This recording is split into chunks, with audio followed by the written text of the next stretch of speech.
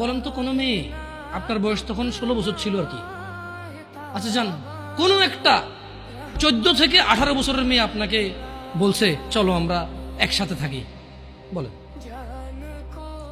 1 লাখ একটা পাবি না, 1 লাখ। আমি বলে দিচ্ছি, চ্যালেঞ্জ হলে আসিও, তুমি প্রমাণ করে দিয়ে যাও।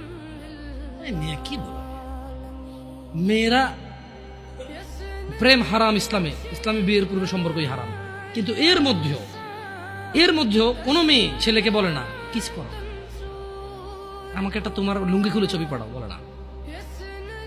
প্রত্যেকটা ছেলে বলে, এভরি সিঙ্গেল ছেলে বলে।